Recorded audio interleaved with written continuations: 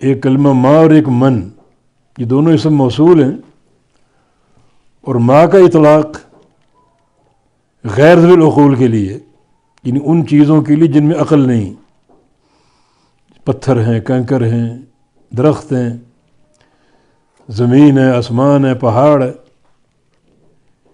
یہ چیزیں عقل سے خالی. اور من کا تعلق ذوی العقول سے جن میں عقل ہے، جیسے انسان ہے، جن ہے،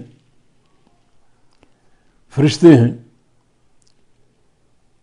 ذوی العقول ہیں. اور یہاں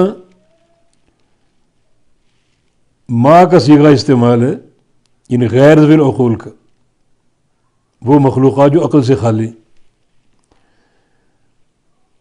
یعنی ما کے صیغے کو من کے صیغے پر غلبہ دیا گیا ہے کثرت تعداد کی بنا پر، کیونکہ غیر ذوی العقول چیزیں زیادہ ہیں ذوی العقول سے.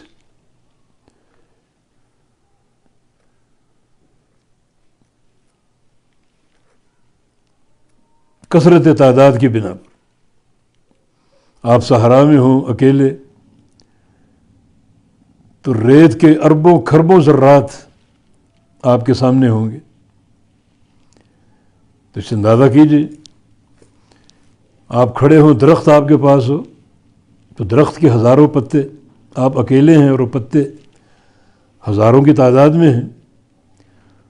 اور یہ اگر باغ یا باغیچہ ہو تو یہ پتے لاکھوں کی تعداد میں ہو سکتے ہیں، آپ تنہا ہیں. تو جو مخلوقات عقل سے خالی ہیں ان کی تعداد زیادہ ہے.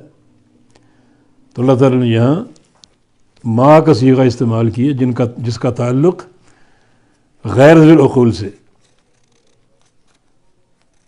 وہ مخلوقات جن کو عقل نہیں دی گئی، اور وہ بھی اللہ کی تسبیح کر رہی ہیں. ریت کا ہر ذرہ، درختوں کا ہر پتا، پانی کا ہر قطرہ اللہ تعالیٰ کی تسبیح کر رہا ہے. آسمانوں کی مخلوق، زمینوں کی مخلوق، آسمانوں میں فرشتے ہیں، زمینوں میں فرشتے ہیں، ان کی تعداد کا کوئی شمار ہی نہیں.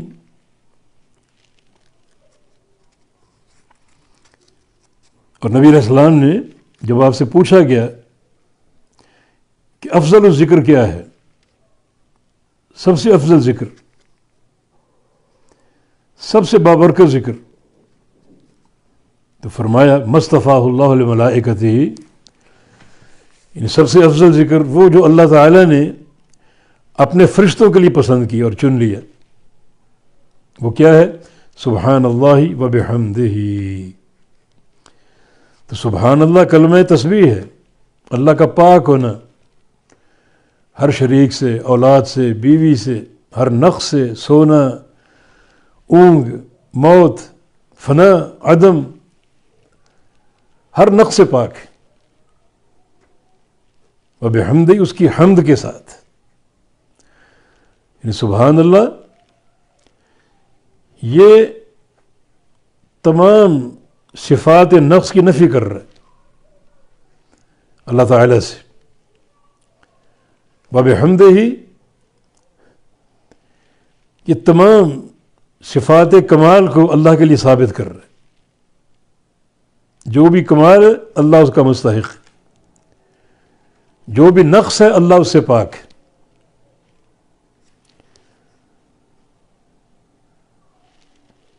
اور ایک مقام پر فرمایا کہ تسبح لہ السماوات السبع والارض ومن فیہن وَإِن مِّن شَيْءٍ إِلَّا يُسَبِّحُ بِحَمْدِهِ وَلَٰكِن لَّا تَفْقَهُونَ تَسْبِيحَهُمْ إِنَّهُ كَانَ حَلِيمًا غَفُورًا. ساتوں آسمان بھی اس کی تسبیح کر رہے ہیں، اور زمین بھی، زمینیں بھی ساتھ ہیں، اس کی تسبیح کر رہی ہیں. اور جو کچھ ان میں ہے، آسمانوں میں، زمینوں میں، جو بھی مخلوق ہے اللہ تعالیٰ کی تسبیح کر رہے. تو ساری مخلوقات کا جو دائرہ ہے وہ آسمان اور زمین ہے، گویا ہر شے اللہ تعالیٰ کی تسبیح کر رہی.